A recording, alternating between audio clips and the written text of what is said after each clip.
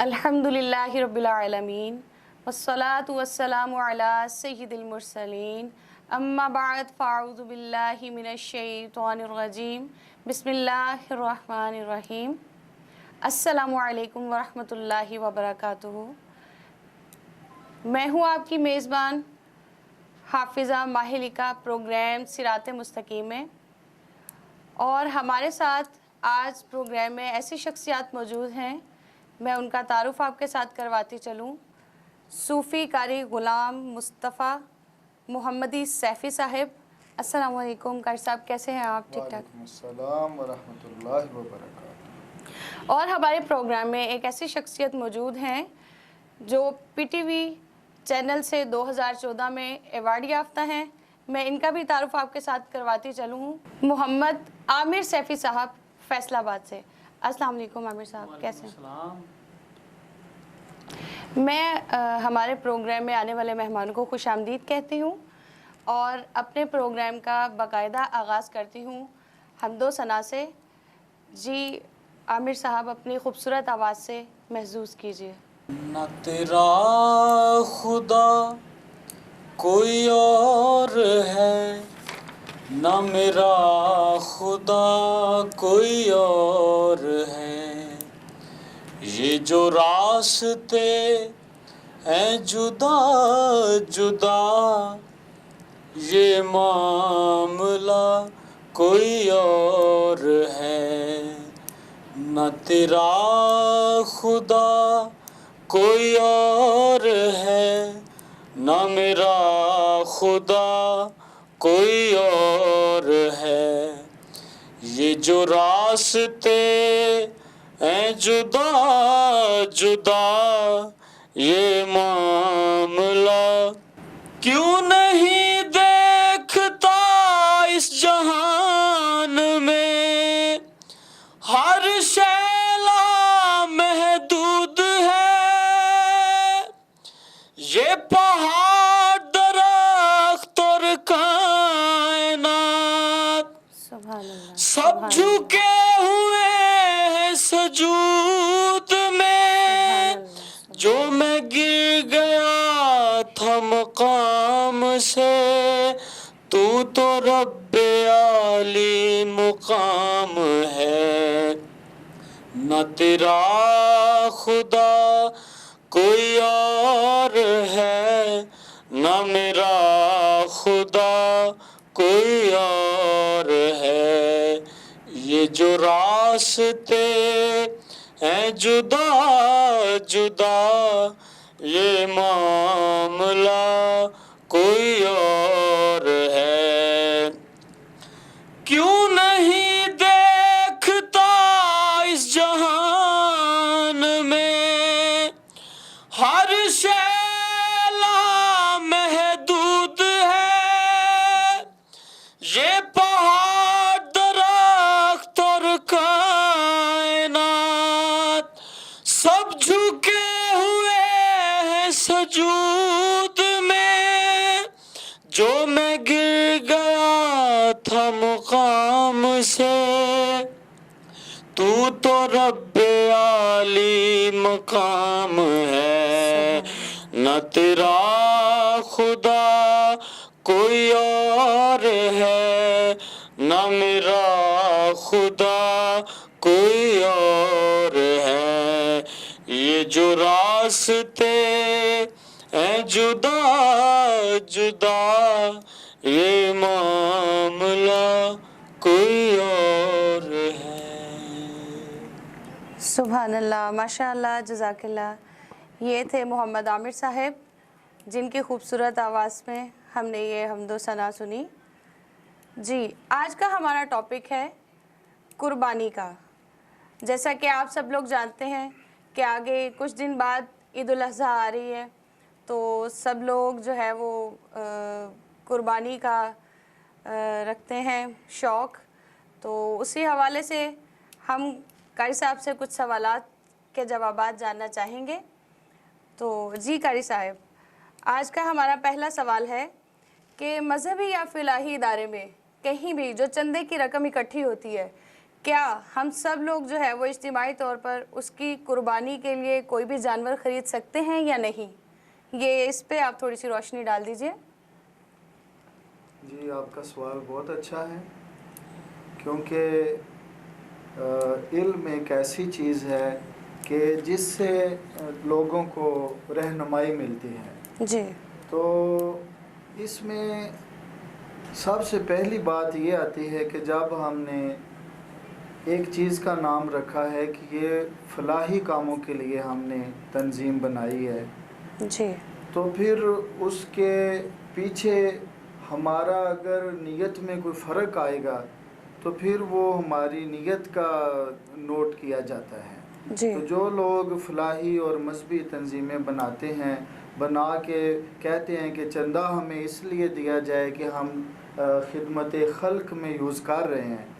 لیکن پھر اس کے بعد وہ اس سے قربانی خریدتے ہیں، تو چونکہ قربانی خریدنے کے لیے یہ ضروری ہے کہ جس نے قربانی دینی ہے اس کے اوپر واجب ہونا ضروری ہے۔ جی اگر اس کے اوپر قربانی واجب ہے تو وہ ایک اس کا نام بھی رکھنا ضروری ہے، جی کیونکہ ہمارے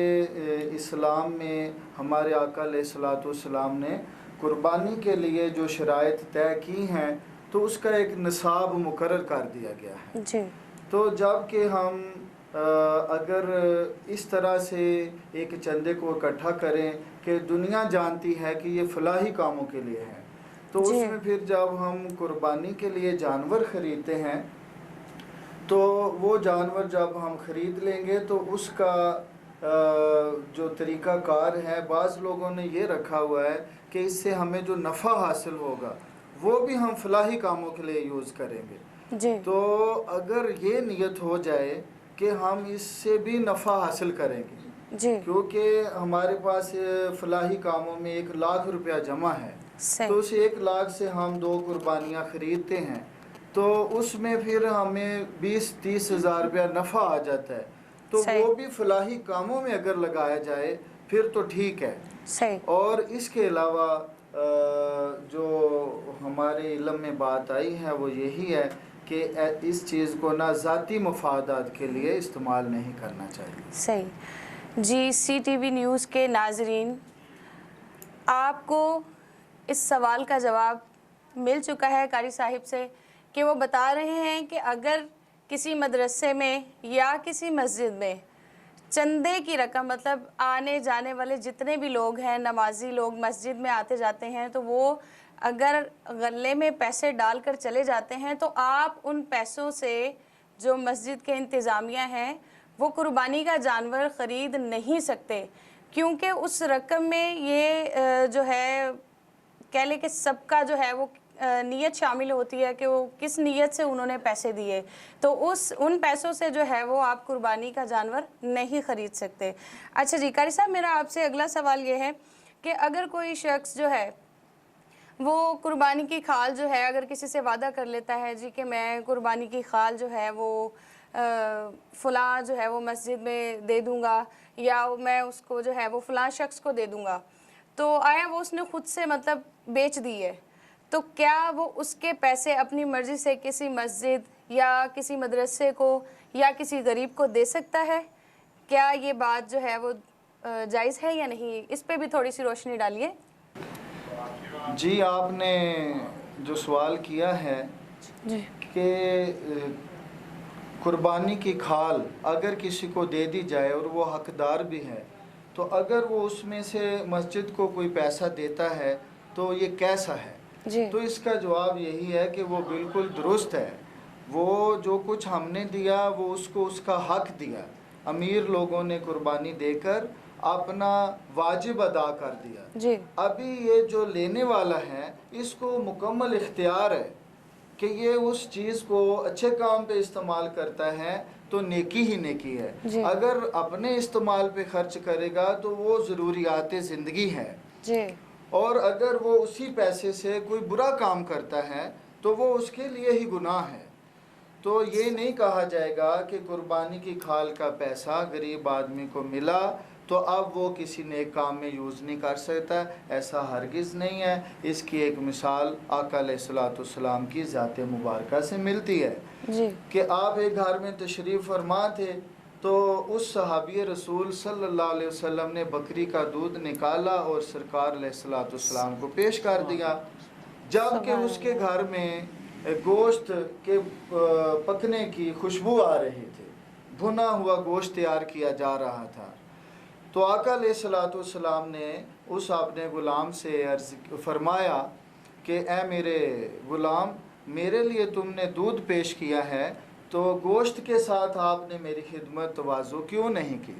تو وہ ہاتھ باندھ کر عرض کرتا ہے کہ سرکار صلی اللہ علیہ وسلم، یا رسول اللہ صلی اللہ علیہ وسلم، آپ پر میرے ماں باپ بھی قربان ہو جائیں،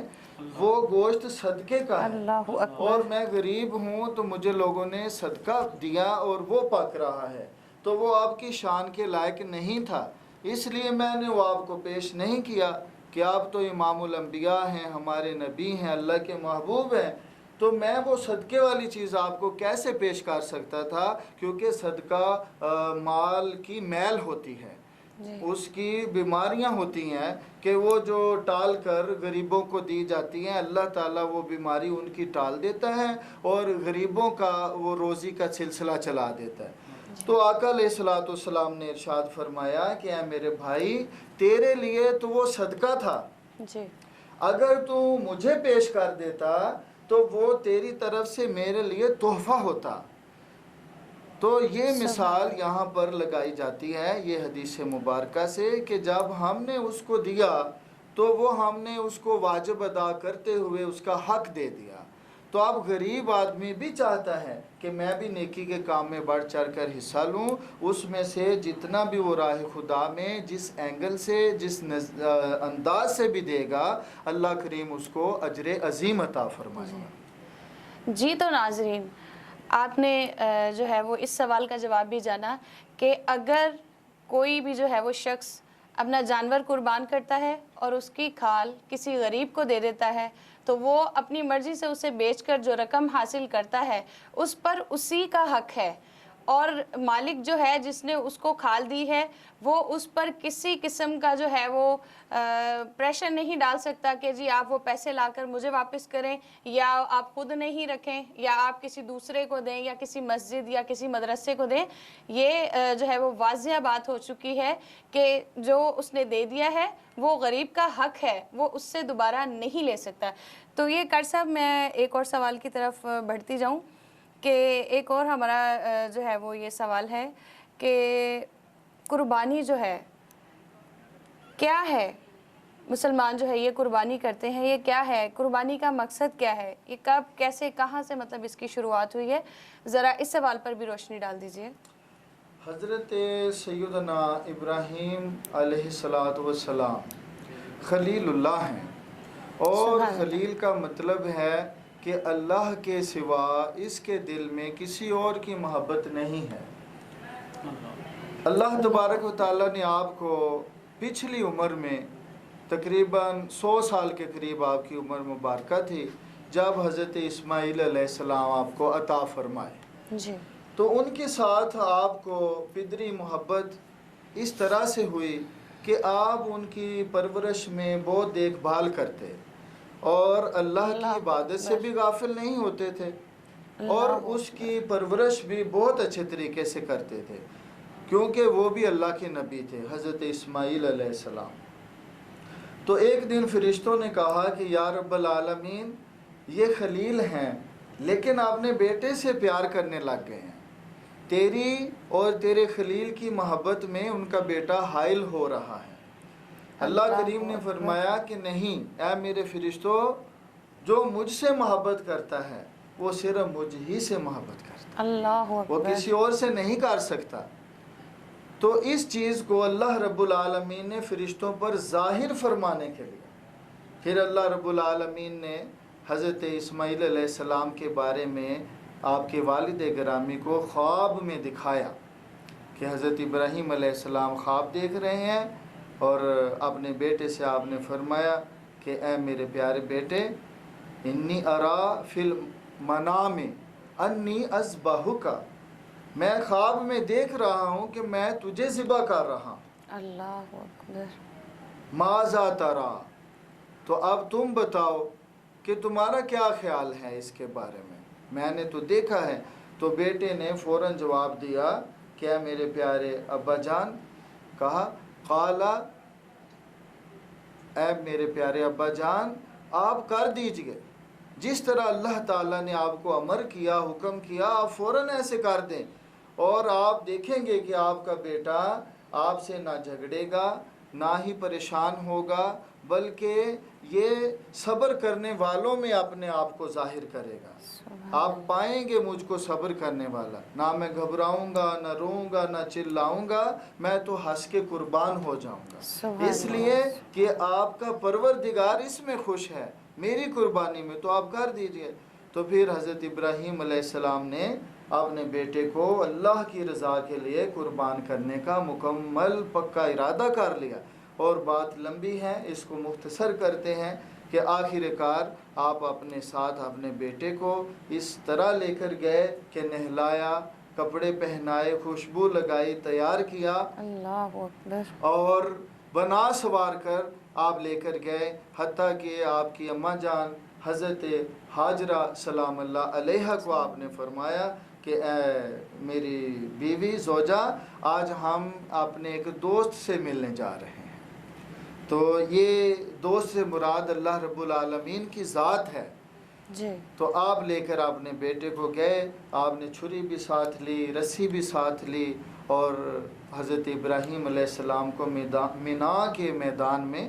جو عرفات کے قریب ہے، اور مینا میں آپ لے گئے، اور وہاں پر آپ نے آپ کو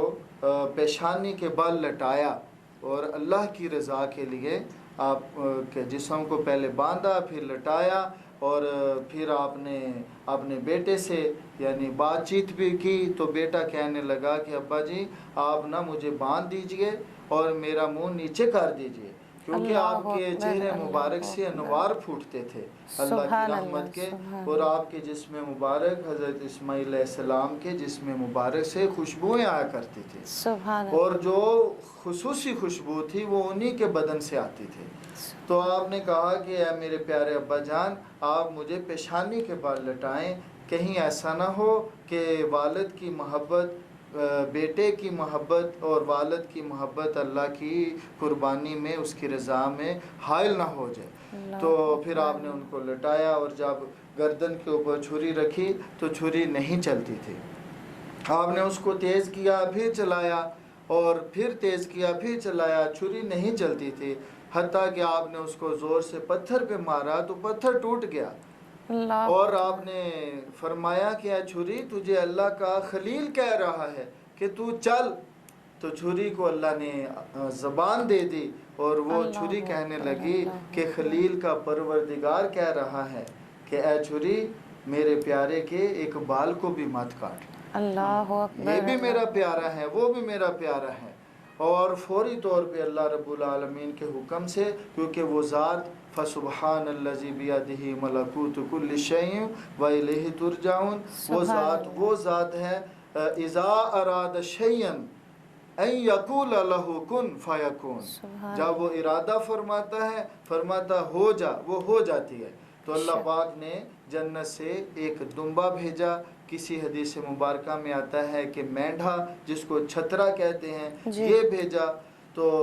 حضرت جبرائیل علیہ السلام فوری طور پر لے کے آئے، حضرت اسماعیل علیہ السلام کو ہٹا دیا نیچے سے، اور وہ جانور نیچے کر دیا۔ حضرت ابراہیم علیہ السلام نے بسم اللہ اللہ اکبر پڑھ کر جب چھری چلائی، اب چھری چل گئی، مینڈھا یا وہ جو دمبا تھا وہ ذبح ہو گیا،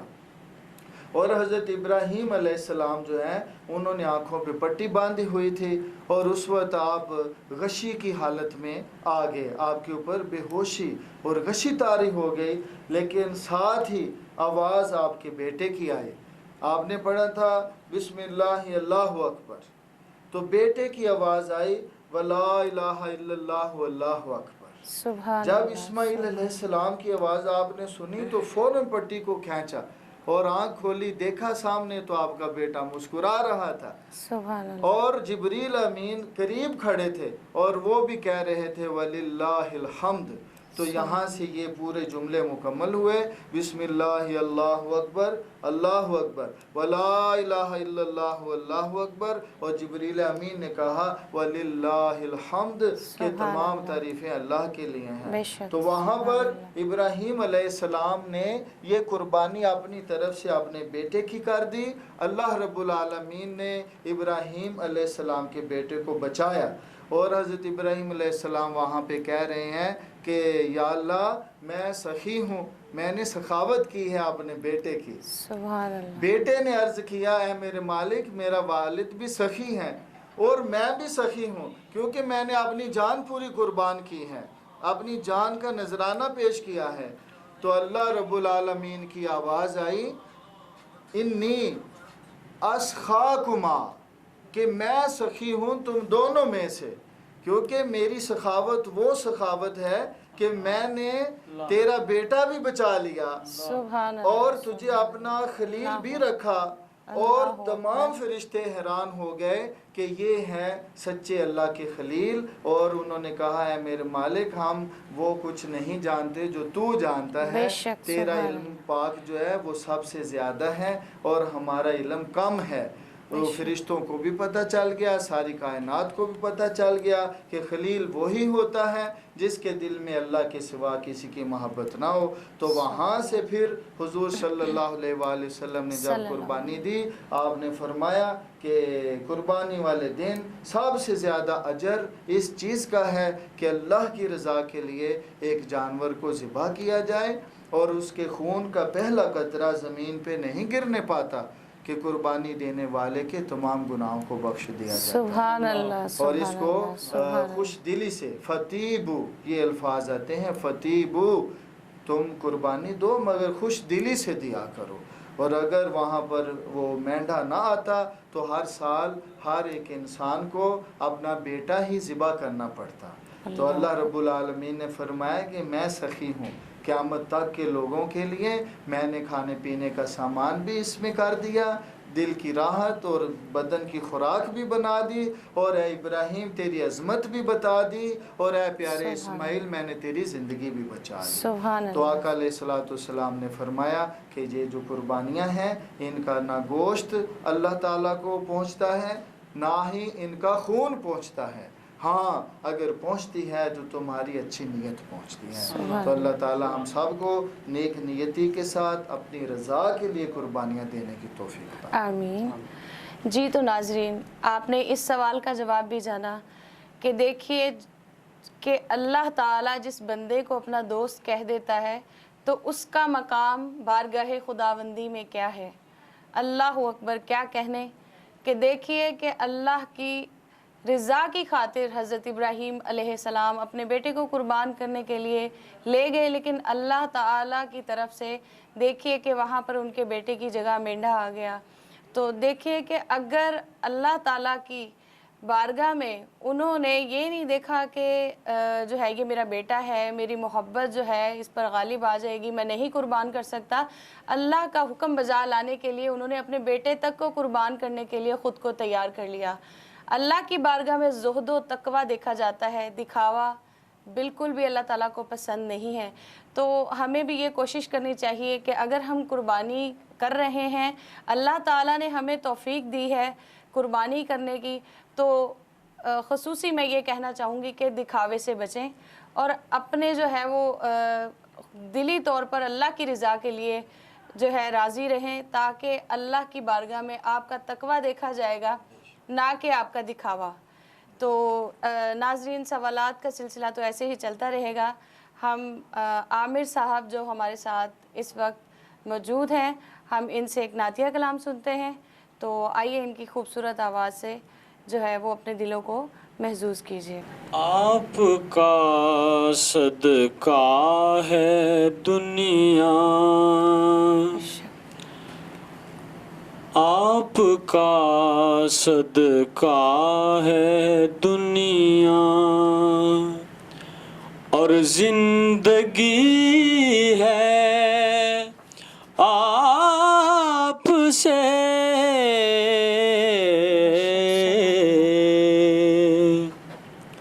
وسعت کون و مکان میں روشنی ہے آپ سے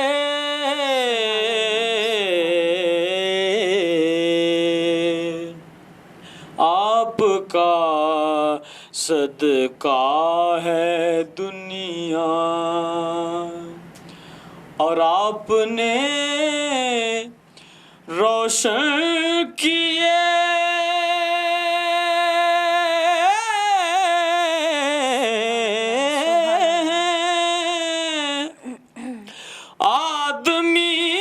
آدمیت کے چراغ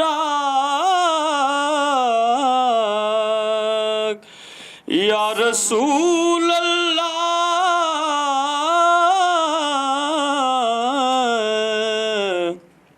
آپ نے روشن کیے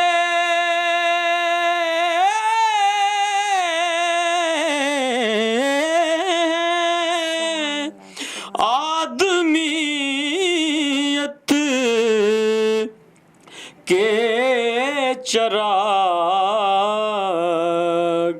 اور ہر زمانے میں وقار آدمی ہے آپ سے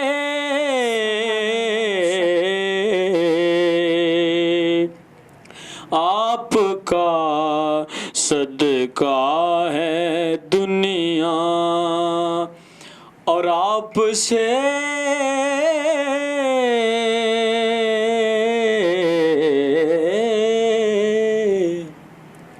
آپ سے سورج بھی لیتا ہے متاع روشنی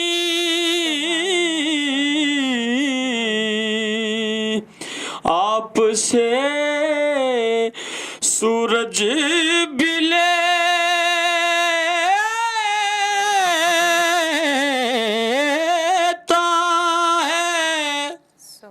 متاع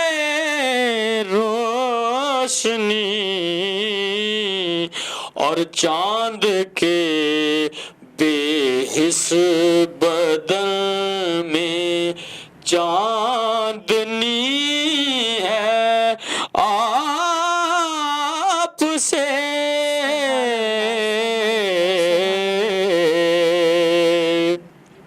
آپ کا صدقہ ہے دنیا اور زندگی ہے آپ سے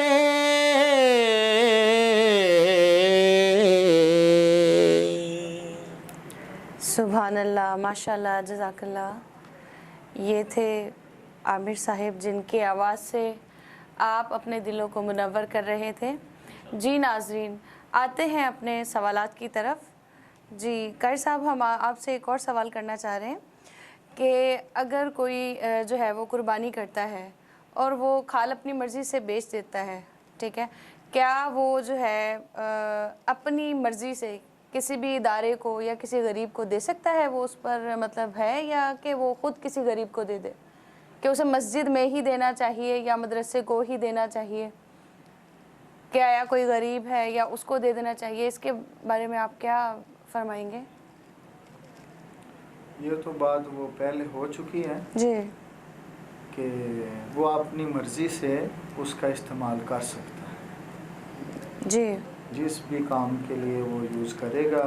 اسی حساب سے اس کو بدلہ ملے گا۔ جی جی، اصل میں یہ ہے کہ جو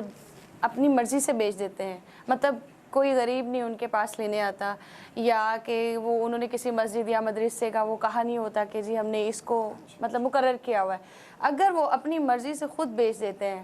تو وہ کیا اپنی مرضی سے رقم دے سکتے ہیں؟ کیا وہ یہ اہلیت رکھتے ہیں، یا کہ وہ کسی غریب کو دیں گے یا کسی مدرسے وغیرہ کو وہ دیں گے؟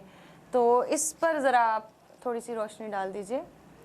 سب سے پہلے نا اپنا قریبی رشتہ دیکھنا چاہیے، جی اگر اس میں کوئی غریب ہے تو اس کو دینی چاہیے، جی تاکہ ایک تو قربت کا اس کو اجر ملے کہ اس نے اپنے قریبیوں سے اچھا سلوک کیا ہے، اور جی دوسرا پھر وہ غریب بھی ہیں۔ اور اس میں یہ بات بھی واضح میں کرنا چاہتا ہوں کہ بے شک وہ ہمارا اتنا قریبی، جس طرح کہ بہن ہو یا بھائی ہو حقدار، جی تو بے شک اس کو نہ بھی بتایا جائے کہ یہ قربانی کے پیسوں کی جو کھال ہے اس کے پیسے ہیں، یہ بھی نہ بتایا جائے، تو پھر بھی اس کو دی جا سکتی ہے، اور اس میں حسن سلوک زیادہ ہے، اس میں اجر زیادہ ہے۔ اور جب ہمارے آس پاس کے قریبی رشتہ دار حقدار نہیں ہیں ہمارے پاس اگر موجود، تو پھر ہم تھوڑا سا اس کو وسیع کر کے دیکھیں گے کہ اس سے اگلا سٹیپ جو ہے وہ کون سا ہے۔ پھر اس طرح سٹیپ وائز قرآن کریم نے ہمیں بتایا ہے کہ یہ اپنے قریبی غریبوں سے شروع کرتے ہوئے پھر آپ دور دراز تک اس کو لے جا سکتے ہیں۔ اور مدرسے کو مسجد کو تو قربانی کی کھال نہیں لگتی ہے، لیکن مدرسوں کو بھی اسی لیے دی جاتی ہیں کہ وہاں پر غریب یتیم نادار لوگ دور دراز سے آئے ہوتے ہیں، تو ان کے کھانے پینے کا رہائش کا وہاں انتظام کیا جاتا ہے۔ لیکن سب سے زیادہ حق آپ کے اس غریب رشتہ دار کا ہے کہ جو بیچارہ کسی کو بتا بھی نہیں سکتا، کسی سے مانگ بھی نہیں سکتا، لیکن ہمیں معلوم ہے کہ یہ سفید پوش تو ہے لیکن اندر سے یہ ضرورت مند ہے، تو اس کو دے دینا یہ زیادہ اجر کی بات ہے۔ صحیح جی۔ تو ناظرین، اگر آپ جو ہے وہ صاحب حیثیت ہیں اور آپ قربانی کا جانور لے کر آتے ہیں، تو آپ بجائے اس کے کہ باہر جو ہے وہ کسی کو دینے سے پہلے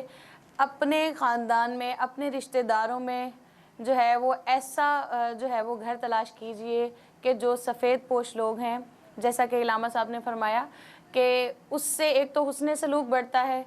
قربت داری ہوتی ہے، اور دوسرا یہ کہ کسی کو پتہ بھی نہیں چلتا اور آپ غائبانہ طریقے سے اس کی جو ہے وہ مدد بھی کر سکتے ہیں۔ تو اس کا جو ہے وہ اجر اللہ تعالیٰ کی بارگاہ میں ایسا ہے کہ وہ اللہ تعالیٰ جانتا ہے، یا وہ بندہ کہ جس نے جو ہے وہ سفید پوش کی مدد کی، تو اللہ تعالیٰ اس کو کتنا اجر دے گا۔ اے رسول امین ختم المرسلین، اے رسول امین ختم المرسلین، تجھ سا کوئی نہیں،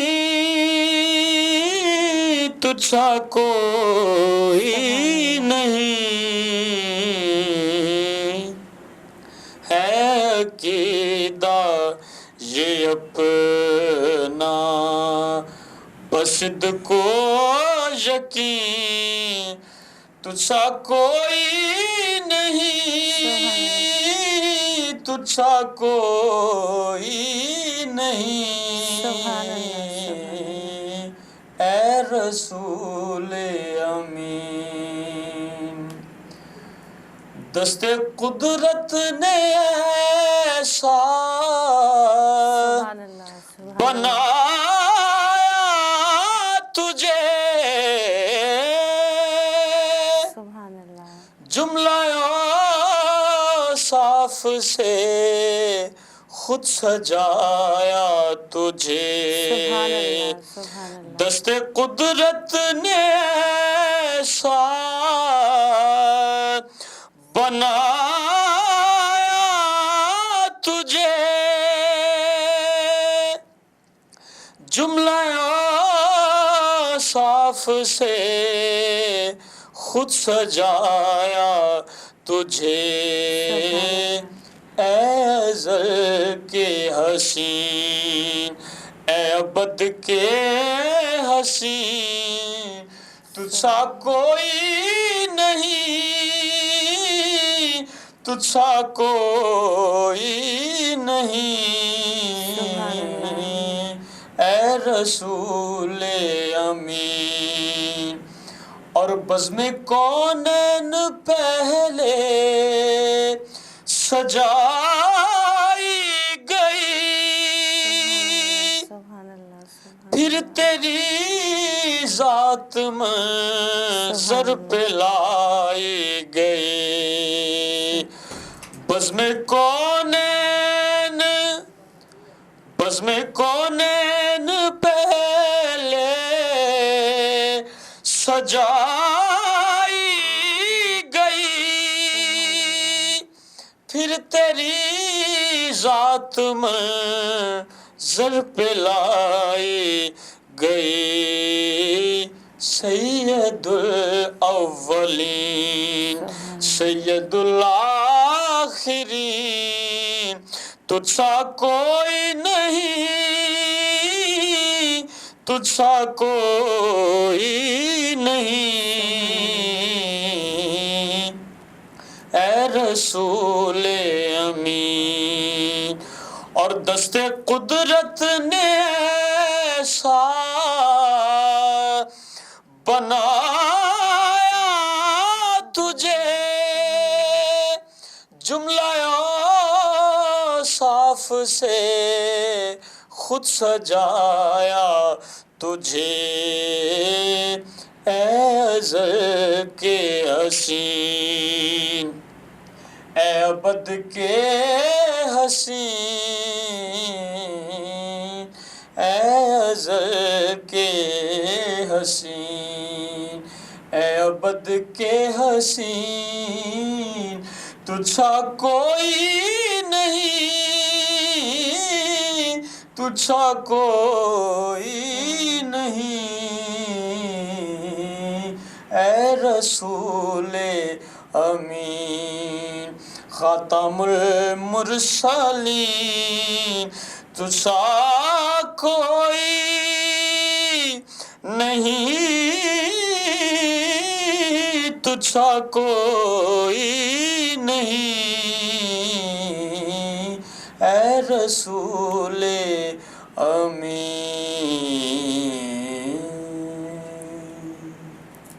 سبحان اللہ، ماشاء اللہ، جزاک اللہ۔